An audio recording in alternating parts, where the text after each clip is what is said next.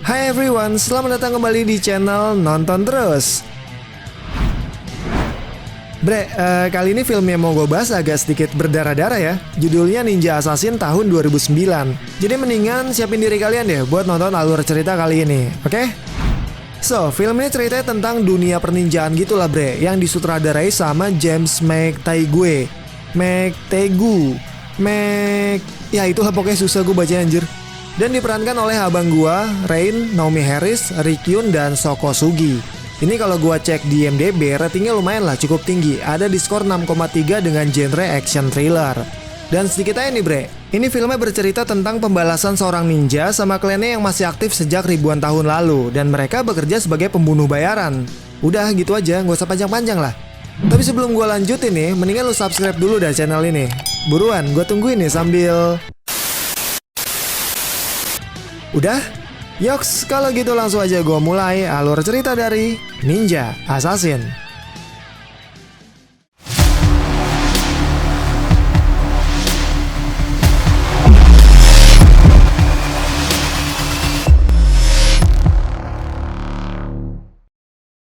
Film ini diawali dengan memperlihatkan seseorang yang sedang mentato badannya, dan orang itu adalah ketua gangster Yakuza Machi, di mana dia kelihatan kesel dan kesakitan saat lagi ditato. Nah, si aki-aki Kang Tatonya mengatakan, kalau ketua itu ngerasa marah pas lagi ditato, berarti jalan yang dipilih nggak cocok dengan dirinya. Ketua gangster yang merasa terhina dengan ucapan kakek itu pun langsung marah dan menodongkan pistolnya. Kemudian dari situ, datanglah anak buahnya membawa sebuah surat dan ketika dibuka, ternyata isinya adalah pasir hitam. Kang Tatonya pun tiba-tiba ketakutan karena itu menandakan hal buruk akan segera terjadi. Namun semua orang di situ malah ketawa dan menganggap ini adalah sebuah bercandaan. Kemudian kakek itu menceritakan kalau waktu dulu ada seseorang yang mengalami hal serupa. Katanya saat suratnya dibuka, sesuatu tiba-tiba muncul dari balik bayangan dan semua orang yang ada di sana meninggoy kecuali si Kang Tato itu. Lalu dia pun menunjukkan bekas tusukan pedang di dada sebelah kirinya dan mengatakan dia harusnya mati pada malam itu. Namun kakek itu merasa beruntung karena jantungnya berada di sebelah kanan dan di tengahnya terdapat tato ninja yang dibuat untuk ngingetin dia tentang tragedi malam itu. Semua orang di situ pun tambah ketawa lagi setelah ngedengerin si kakek ini cerita. Dan tiba-tiba hal mengerikan pun terjadi. Kepala salah satu anggota Yakuza ini ditebas tanpa tahu siapa yang ngelakuinnya. Dan semua orang di situ pun ketakutan dan histeris saat mendengar suara surikan mecahin lampu-lampu di ruangan itu. Terlebih lagi satu persatu anggota klan mereka dibantai tanpa terlihat sosok apa yang sebenarnya mereka hadapi. Karena takut dan panik, ketua Yakuza ini nembakin pistolnya kemana-mana dan mengatakan kalau dia akan membayar berapapun yang ninja ini mau. Tapi nggak ada jawaban dari ninja itu. Kemudian si Kang Tato bilang kalau negosiasi sama makhluk ini bakalan sia-sia karena mereka itu adalah iblis yang dikirim dari neraka. Namun ketika lagi ngobrol, tiba-tiba tangan dan kepala ketua gangster itu ditebas dan dia pun langsung meninggoy di tempat. Kemudian, dari balik bayangan muncullah sosok ninja yang ngelakuin semua ini. Lalu dia pun berjalan menuju ke arah Kang Tato itu dan gak pakai ngomong langsung membunuh Kang Tatonya. Dan film ini pun dimulai. Berpindah ke kota Berlin di sebuah markas Europol. Di sana ada agen Mika Koretti yang bertemu dengan atasannya bernama Ryan Maslow. Dia memberitahu penyelidikannya selama ini tentang beberapa pembunuhan yang terjadi dari peristiwa terbunuhnya Ratu Korea di tahun 1800 oleh seseorang dari klan ninja yang menurutnya itu adalah Ozuno. Dan Mika ternyata juga menyelidiki dokumen persidangan terdakwanya, Kunitomo Shigeaki, yang dimana jaksa pernah menanyakan soal pembayaran emas sebanyak 100 kg kepada klan Ozuno. Namun setelah itu hal ini nggak pernah dibahas lagi. Nah, di sini yang mengganjal Mika adalah jumlah emasnya ternyata sama dengan yang dibayarkan Yakuza lain untuk membantai klan Yakuza Machi di Osaka. Mika punya gambaran kalau klan ini usianya sudah ada sejak ribuan tahun lalu. Dan kemudian dia pun melanjutkan keterkaitan kasus lainnya mengenai pembunuhan Perdana Menteri Rusia bernama Zhukov yang juga dibunuh sama klan Ozuno. Nah, sehari sebelum pembunuhan massal itu, ada transferan gaib yang dikirim dari suatu bank di Shanghai dan nominalnya sama dengan harga 100 kg emas di pasaran. Ryan yang mendengarnya agak sedikit percaya nggak percaya karena menurutnya semua ini masih nggak masuk akal. Namun Mika menegaskan kalau klan ninja ini benar-benar ada dan mereka suka menculik anak-anak lalu dilatih untuk menjadi seorang pembunuh. Kemudian scene pindah ke tempat laundry. Di sana terlihat ada dua orang yang sedang mencuci pakaian. Si cewek yang berada di ujung mau minta tolong sama cowok itu. Tapi pas cowok itu mendekat, dia bertanya, "Lu dari klan mana? Lagi ngapain di Berlin?" Kemudian si cewek yang merasa udah ketahuan langsung menyerang cowok itu menggunakan senjata tajam dan terjadilah pertarungan di antara mereka. Karena saking berisiknya, pemilik laundry yang lagi setengah tidur terbangun dan langsung memeriksanya. Dia terkejut saat melihat salah satu mesin laundrynya itu mengeluarkan darah, dan saat dia mengeceknya, ternyata itu adalah tubuh manusia. Kembali lagi ke Mika dan Ryan yang sedang makan siang di luar. Di sini Ryan ternyata menyelidiki apa yang Mika laporkan sebelumnya tentang terbunuhnya Perdana Menteri Rusia, dan dia menemukan sebuah laporan yang diberikan temannya di Moskow yang dibuat oleh agen KGB bernama Alex Sabatin. Dia mengatakan kalau kemungkinan jumlah pembunuhan para politikus itu dilakukan dengan cara kuno, tapi dengan jaringan yang sangat canggih, dan mereka dibunuh sama klan 9. Mika kemudian bertanya, lalu apa yang terjadi dengan Alex Sabatin? Ryan mengatakan, agen itu dikeluarkan dari pekerjaannya karena diduga memiliki gangguan mental. Dan Mika akhirnya bisa sedikit tersenyum karena si Ryan ini udah sedikit percaya dengan kata-katanya tentang dunia perninjaan. Kemudian, cowok yang tadi ada di laundry sekarang sudah berada di sebuah apartemen, dan cowok itu bernama Raizo. Ternyata setelah masuk ke dalam apartemennya, terdapat banyak senjata ninja yang disembunyikan sama dia, dan Raizo ini adalah seorang ninja. Kemudian dia pun teringat dengan masa lalunya saat pertama kali dibawa ke klan Ozuno, di mana pimpinan klan mereka yang bernama Lord Ozuno sedang memperkenalkan diri Raizo di depan murid-murid lainnya. Setelah itu Ozuno pun menyuruh mereka semua untuk bisa menguasai tubuhnya, karena rasa lapar dan haus, bahkan darah sekalipun adalah kelemahan yang ada pada tubuh manusia. Dan Ozuno pun mencontohkan dengan merobek telapak tangannya menggunakan sebuah pisau. Lalu dengan sedikit mantra ninja yang dia ucapkan, tangannya kembali normal lagi, dan itulah kekuatan dari klan Ozuno. Kemudian terlihat di siang harinya ketika Raizo pertama kali bertarung bersama murid seperguruannya. Dia memenangkan pertarungan itu. Lalu Ozuno mengatakan kalau hidup adalah sebuah pertempuran. Raizo yang tadinya cuma hidup gelandangan karena ditinggalkan orang tuanya, akhirnya bisa bertahan hidup dan menang dalam pertarungan ini. Karena dalam pertempuran, untuk bisa bertahan harus bisa menghadapi musuh tanpa keraguan, tanpa rasa kasihan ataupun penyesalan. Dan Raizo yang sudah besar pun tetap melakukan latihan untuk menjaga semuanya itu. Nah, di masa lalu lainnya, saat dia sedang latihan berjalan tanpa suara di lantai yang dibuat sama Ozuno, dia gagal dan lantainya mengeluarkan bunyi. Ozuno pun tanpa ragu langsung memukul kaki Raizo sampai terluka dan berdarah, yang membuat malam harinya Raizo nggak bisa tidur karena kondisi kakinya semakin parah. Lalu, terlihat di sana ada temannya yang bernama Kiriko mencoba mengobatinya dengan salep ninja yang diolesin ke kaki Raizo, dan luka itu pun terlihat masih membekas sampai Raizo ini tumbuh dewasa. Di sisi lain, Mika yang semakin penasaran dengan kematian Zhukov menemui istri dari Alex Sabatin. Di sana mereka ngobrol dan istrinya mengatakan kalau waktu itu laporan yang pernah dibuat Alex telah menghancurkan karirnya. Namun setelah laporan itu naik dan menarik perhatian, suaminya tiba-tiba berubah sikap dan selalu merasa ketakutan. Suaminya lalu memanggil teknisi untuk memasang lebih banyak kunci di setiap rumahnya. Bahkan dia memasang kamera serta sensor gerak di semua tempat. Alex juga memasang lampu sorot di halamannya dan benar-benar nggak boleh ada bayangan sedikit pun. Suatu ketika, ada laki-laki yang datang ke rumah dan bertemu dengan suaminya. Mereka ngobrol sebentar lalu laki-laki itu pun pergi. Istri Alex mengatakan suaminya ini bukanlah pria yang gampang takut, karena dulunya Alex itu adalah seorang tentara, anggota dari intelijen Rusia. Namun saat dia menemui suaminya itu, terlihat ketakutan yang begitu besar di mata Alex, dan suaminya itu pun tiba-tiba menghampirinya dan mengatakan kalau dia sangat mencintai dirinya. Lalu Mika bertanya, bagaimana Alex bisa tewas? Istrinya mengatakan, tiba-tiba semua lampu di rumahnya itu padam. Namun di situ dia nggak mau melanjutkan ceritanya lagi dan mengatakan kalau semua orang bilang suaminya itu tewas tanpa sebab. Kemudian, dia memberikan sebuah kotak yang berisi berkas penelitian milik suaminya kepada Mika. Dan sesampainya di rumah, Mika pun membukanya. Di dalamnya terdapat bukti-bukti kalau para ninja itu memang benar ada. Dan di dalam kotak itu juga terdapat kaset rekaman CCTV yang memperlihatkan para ninja sedang bertarung. Dan ketika Mika memperhatikan rekaman CCTV-nya, dia melihat wajah dari ninja itu. Dan orang itu adalah Raizo. Sementara itu, Raizo yang berada di apartemennya sedang melatih kekuatan bela dirinya. Sampai-sampai dia teringat lagi dengan masa lalunya saat dia sudah menginjak usia remaja dan sedang melakukan latih tarung bersama teman seperguruannya. Raizo terlihat unggul dalam pertarungan itu, namun saat lawannya memakai cara curang, Raizo pun akhirnya kalah. Dan ketika Raizo sedang menahan sakit akibat pukulan itu, Ozuno pun mendekatinya. Dia mencubit ginjalnya dan mengatakan kalau inilah rasa sakit yang sebenarnya. Raizo berteriak kesakitan, tetapi Ozuno menyuruhnya untuk bisa menahan rasa sakit itu. Dan sampai malam hari pun, rasa sakit yang Raizo rasakan belum juga hilang. Kemudian di pagi harinya, ketika Ozuno pergi ke kamar Raizo, terlihat kalau Raizo ini sedang duduk dan sudah bisa mengendalikan rasa sakitnya. Kembali lagi ke tempat Mika yang sedang berada di kantornya. Dia didatangi oleh agen Jabransky yang menanyakan apakah tingkah agen Maslow terlihat berbeda akhir-akhir ini. Jabransky mengatakan kalau dia hanya sekedar mengawasi gejala stres yang dialami para agen. Setelah itu dia pun pergi dari ruangan Mika.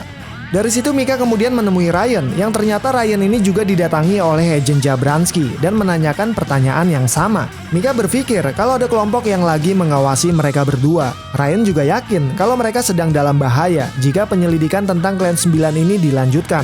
Kemudian Ryan pun menyuruh Mika agar lebih berhati-hati karena klan itu dilindungi oleh oknum penguasa yang sedang mengincar mereka berdua. Malam harinya Mika pulang ke apartemennya. Dia melanjutkan kembali membaca berkas penelitian Alex. Dan di sana dia menemukan satu gulungan yang diceritakan pada abad ke-14 tentang klan tertua bernama Klan Pasir Hitam, di mana seorang penjelajah Islam bernama Ibnu Batuta melakukan perjalanan bersama anak yatim dan disuruh untuk mengambil alih perguruan tersebut. Di dalam perayaan itu, Batuta melihat ada upacara makan malam dan diikuti dengan keterampilan bela diri, di mana para petarungnya adalah bocah-bocah berusia di bawah 10 tahun. Lalu Shin pindah ke Raizo lagi. Saat di perjalanan dia teringat kembali dengan masa lalunya bersama temannya Kiriko. Di sana Kiriko sedang memotong tali yang mengikat pohon bonsai. Lalu Raizo yang melihatnya mengatakan kalau para penjaga akan menangkapnya karena tindakannya itu. Kiriko percaya jantung pohon itu tahu kemana dia akan tumbuh. Dan Raizo menjawabnya kalau tanaman itu nggak punya jantung. Tetapi menurut Kiriko, semua makhluk hidup itu punya jantung. Kemudian Raizo berkata lagi kalau dirinya itu nggak punya jantung. Lalu Kiriko mendekatkan telinganya ke dada Raizo dan dia bisa mendengar detak jantungnya yang rindu sama Raizo. Raizo nggak percaya dan Kiriko menyuruhnya untuk mendengarkan suara jantungnya. Saat sedang latihan melempar shuriken, Raizo teringat ketika dia belajar selama 1 tahun penuh tanpa menggunakan salah satu indranya, yaitu mata, dan bertarung hanya dengan mengandalkan indera pendengaran. Awalnya Raizo kesulitan, namun seiring berjalannya waktu dia berhasil melewati latihan itu. Dan saat bertarung dia bisa mendengar suara lawannya sekaligus mengalahkannya. Suatu hari, Kiriko yang berhasil menjatuhkan lawan bertarungnya disuruh Ozunu untuk melukainya dengan menggunakan pisau, namun dia menolaknya. Ozunu yang mendengarnya pun langsung melukai wajah Kiriko dan mengurungnya di dalam kandang. Raizo yang kasihan sama Kiriko, malam harinya mendatanginya dan memberikan air minum kepada Kiriko. Lalu dia terlihat bingung, kenapa Kiriko nggak mau mematuhi perintah gurunya. Kemudian ketika luka Kiriko sudah sedikit membaik, dia merencanakan untuk kabur dari perguruan itu, dan malam harinya dia pun melancarkan aksinya. Raizo yang mengetahui hal itu berlari mengejar Kiriko untuk menghentikan usahanya buat kabur, karena jika ketahuan, dia akan dihukum semakin berat. Namun Kiriko nggak peduli dan tetap berusaha untuk kabur, karena menurutnya kehidupan yang sebenarnya ada di luar sana. Di perjalanan, Raizo terlihat sedang mencari di mana Mika berada. Sementara itu, Mika yang berjalan menuju mobilnya dikagetkan dengan kedatangan Ryan yang menyuruhnya untuk masuk ke dalam mobil. Ryan mengatakan kalau dia sudah tahu apa yang diincar Alex Sabatin, dan sekarang di kantornya kedatangan anggota dari polisi setempat, CIA dan beberapa kelompok militer lainnya. Kemudian Ryan menyuruh Mika untuk segera pulang ke rumah dan pergi berlibur, namun si Mika ini nggak mau kalau disuruh cuti. Terus Ryan mengatakan untuk jangan berdebat dengannya dan Mika harus percaya sama dia. Ryan juga memberikan pistol ke Mika untuk berjaga-jaga. Ketika Mika sampai di apartemennya, ternyata di sana sedang ada pemadaman listrik. Namun Mika tetap masuk ke kamarnya. Dengan bermodalkan sebuah senter, di sana Mika menemukan surat yang berisi pasir hitam. Lalu dari kegelapan muncullah seorang ninja yang berniat untuk membunuh Mika menggunakan pedang, tetapi tertahan oleh Kusarigami. Dan muncullah satu sosok ninja lagi di kegelapan itu. Kedua ninja itu pun bertarung di dalam kegelapan. Mika yang ketakutan lalu menembakkan pistolnya ke para ninja. Sampai akhirnya, salah satu dari ninja itu berhasil dibunuh. Dan setelah itu terdengar suara yang mengatakan kalau masih banyak di luar sana yang akan mendatanginya. Dan mereka nggak akan berhenti sampai Mika mati. Lalu suara itu mengatakan lagi kalau dia bisa membantu Mika, tetapi Mika harus percaya sama ninja itu. Kemudian muncullah sosok ninja dari balik bayangan dan ninja itu adalah Raizo. Raizo bertanya, apakah Mika tahu tentang dirinya? Mika menjawab, dia tahu Raizo dari CCTV yang merekamnya saat bertarung melawan salah satu dari para ninja itu. Dan Mika pun juga tahu sedikit tentang klan mereka. Kemudian Raizo menjelaskan kalau yang tewas itu bernama Jin, dan Raizo juga berasal dari klan yang sama. Namun di tengah obrolan mereka, para ninja yang memburu Mika datang, dan Raizo mengajaknya untuk pergi dari tempat itu. Sementara para ninja yang melihat kematian Jin di apartemen Mika mengatakan, Raizo adalah seorang pengkhianat. Kemudian balik ke ingatan masa lalu Raizo, di mana Kiriko yang kabur berhasil ditangkap oleh para penjaga klan Ozunu. Raizo yang lagi tidur terbangun karena mendengar suara teriakan Kiriko yang dibawa sama Ozunu. Dan esok harinya, Kiriko pun diikat di sebuah tiang. Dan Ozunu menyuruh salah satu muridnya yang bernama Takeshi untuk membunuhnya dengan cara menusuk jantungnya. Takeshi yang mengetahui hubungan Raizo dan Kiriko ini terlihat tersenyum ke arah Raizo saat mengakhiri hidup Kiriko. Sementara itu, Raizo yang sedang berada di dalam mobil bersama Mika mengatakan kalau para ninja itu sedang mengikuti mereka dengan mencium aroma tubuh seperti seekor serigala. Mika menyadari kalau Raizo juga diburu karena dia telah mengkhianati klan Ozuno dan Raizo ini adalah target utama mereka. Namun saat Mika memberikan pertanyaan kenapa Raizo menyelamatkannya, Raizo pun teringat lagi saat dia pertama kali diberi tugas untuk membunuh seseorang dan membawa arloji yang dipakainya kepada Ozuno. Raizo segera pergi dari mobil dan bertemu dengan targetnya di dalam toilet. Tanpa ragu, Raizo pun langsung menusukkan pisau yang dibawanya ke leher targetnya. Namun orang itu cukup kuat, sehingga Raizo harus menghadapinya dengan sedikit pertarungan. Setelah berhasil membunuh targetnya, Raizo pergi ke atas gedung untuk menemui Ozuno, dan Ozuno menyuruhnya untuk menyimpan arloji itu sebagai bentuk hadiah yang diberikan untuknya. Lalu Ozuno menyuruhnya lagi untuk membuktikan bahwa Raizo ini adalah seorang Ozuno sejati dengan cara membunuh seorang wanita yang berhasil ditangkap Takeshi karena dia mencoba melarikan diri sama seperti Kiriko waktu itu. Namun Raizo nggak mau melakukannya. Dia malah menyerang Ozuno sampai membuat wajah Ozuno terluka karena sabetan dari senjata miliknya. Ozuno yang marah pun langsung menyuruh semua muridnya untuk membunuhnya, dan para ninja itu pun langsung menyerang Raizo. Raizo yang nggak bisa menahan serangan para ninja itu pun akhirnya dilempari shuriken sampai membuat dirinya terjatuh dari atas gedung. Raizo ternyata menyimpan dendam dan ingin sekali membunuh Ozuno.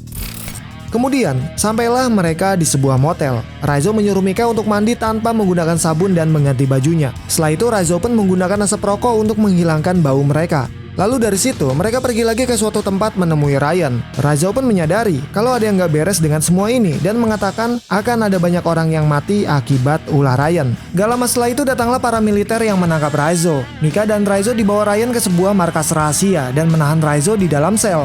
Mika lalu menanyakan kepada Ryan tentang alasannya menangkap Raizo. Ryan mengatakan kalau ada orang pemerintahan yang menyuruhnya untuk melakukan ini dan Ryan gak punya pilihan lain. Namun Ryan masih berada di pihak Mika. Dia merasa ada seseorang yang menjebaknya dan menyuruh Mika agar tetap berhati-hati dalam menangani kasus ini. Sementara itu, Raizo yang berada di dalam sel didatangi Mika dan memberikannya air minum sambil mengatakan kalau Ryan ada di pihaknya dan berusaha untuk menolongnya. Namun Raizo bilang semua ini sudah terlambat karena para ninja itu sudah tahu lokasi mereka. Kemudian Mika pun memberitahu Ryan bahwa ada sekelompok ninja yang sedang dalam perjalanan menuju ke sini. Tapi Ryan beserta timnya malah menganggap enteng omongan Mika dan bertanya kapan ninja itu datang. Lalu tiba-tiba, lampu di ruangan itu padam. Mika langsung menuju ke tempat Raizo. Tim regu pun berpencar mencari tahu apa yang sedang terjadi. Dan di atas mereka sudah berkumpul para ninja yang siap menyerang tentara-tentara itu. Satu persatu para tentara itu pun dibunuh dalam kegelapan, dan tentara yang mengantar Mika ke tempat Raizo juga diserang oleh para ninja itu. Mika lalu segera mengambil kunci sel dan membukanya. Namun saat dia membuka rantai yang mengikat Raizo, terlihat ada sosok ninja yang memasuki ruangan tersebut. Ketika ninja ini menyerang, tangan Raizo pun berhasil terlepas dan langsung membunuh ninja itu.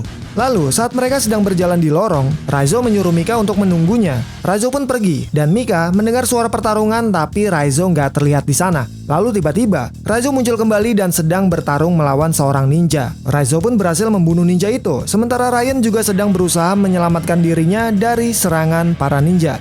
Raizo dan Mika pun terus berjalan untuk keluar dari gedung itu. Namun saat tiba di tempat yang sunyi, Raizo menyuruh Mika untuk mengambil mobil di parkiran. Dan ketika Mika sudah pergi, muncullah banyak ninja dari dalam kegelapan. Raizo pun bertarung melawan mereka semua yang ingin membalaskan dendam klan Ozuno. Terlihat kalau Raizo mampu menghadapi mereka dengan kemampuan bertarungnya. Tapi karena jumlah ninja yang datang semakin banyak, Raizo pun melarikan diri dari serangan para ninja itu. Sementara Mika yang sudah berada di dalam mobil langsung menyalakan mobilnya ketika ada bayangan yang lewat di sampingnya. Mika yang panik lalu dikagetkan dengan senjata yang menembus kaca mobilnya. Dia pun langsung menjalankan mobilnya untuk keluar dari parkiran itu. Namun di perjalanannya, dia diserang beberapa ninja yang melempari shuriken ke mobilnya. Nah, beruntungnya Mika berhasil selamat dan keluar dari tempat itu. Sementara Raizo yang masih berusaha melarikan diri terus dikejar sama ninja-ninja ini sampai ke jalan raya. Raizo mau nggak mau harus menghadapinya sambil berusaha untuk tetap melarikan diri dari kejaran para ninja. Dan terlihat di sana, salah satu dari ninja itu berhasil melukai perut Raizo. Raizo pun terjatuh, namun saat Takeshi mendekatinya untuk menghabisi nyawa Raizo, Mika tiba-tiba muncul dan menabrakkan mobilnya ke Takeshi. Mereka pun selamat dari serangan para ninja itu. Kemudian di dalam mobil, Mika ingin membawa Raizo ke rumah sakit, tetapi Raizo menolaknya dan menyuruhnya untuk jalan terus. Dan Mika pun membawa Raizo yang terluka kembali ke penginapan. Di sana, Mika duduk di samping Raizo sambil merokok agar bau mereka hilang. Dan Mika mendapatkan ide untuk menaruh alat pelacak miliknya ke dalam tubuh Raizo. Setelah itu Mika pun keluar dari penginapan itu. Di tempat lain, Ryan diberitahu oleh anak buahnya kalau alat pelacaknya itu aktif dan sesegera mungkin menuju ke tempat Mika. Sementara Mika yang mengawasi kamar Raizo dari luar melihat sekumpulan ninja masuk ke dalam dan membawa Raizo. Kemudian di pagi harinya Ryan dan pasukannya tiba di lokasi. Namun dia nggak menemukan Raizo dan hanya Mika yang berada di sana. Raizo yang telah dibawa para ninja itu mencoba memulihkan luka-lukanya dengan kemampuan klan Ozuno, dan luka-luka itu pun sembuh dengan sendirinya.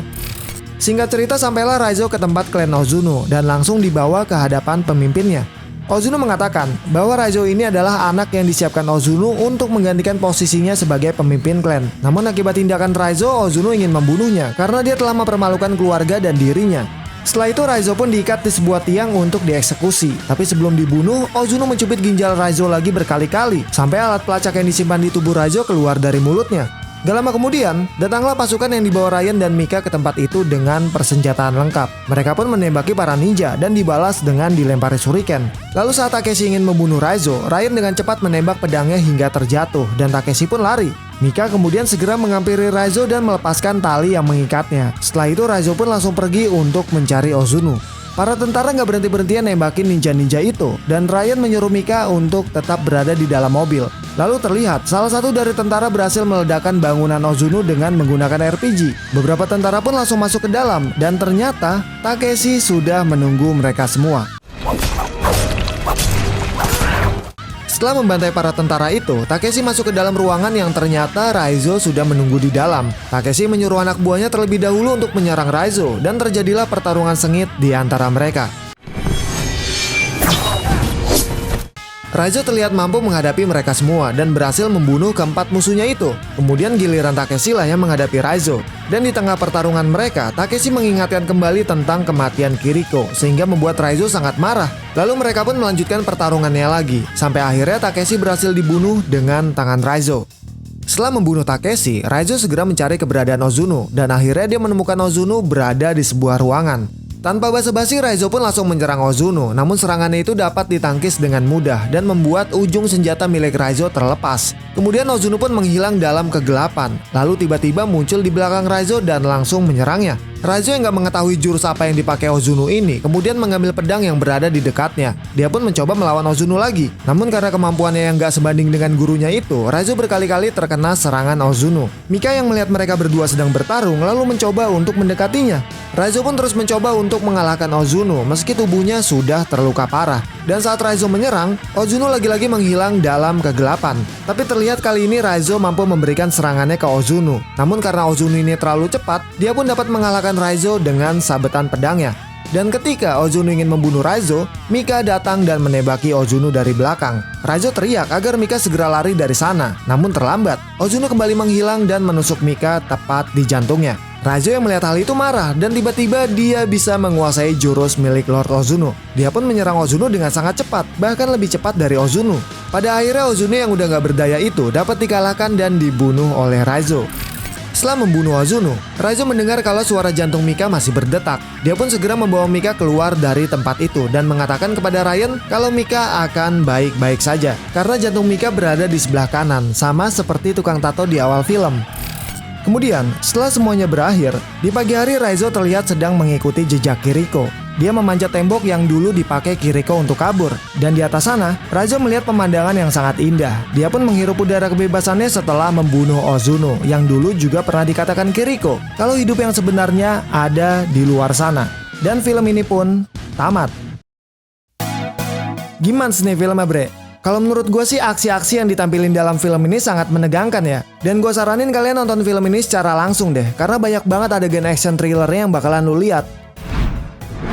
Oke, mungkin segitu aja alur film kali ini. Jangan lupa subscribe biar lu bisa nonton terus updatean film yang gue buat. Dan sampai ketemu lagi di next alur cerita. Bye-bye.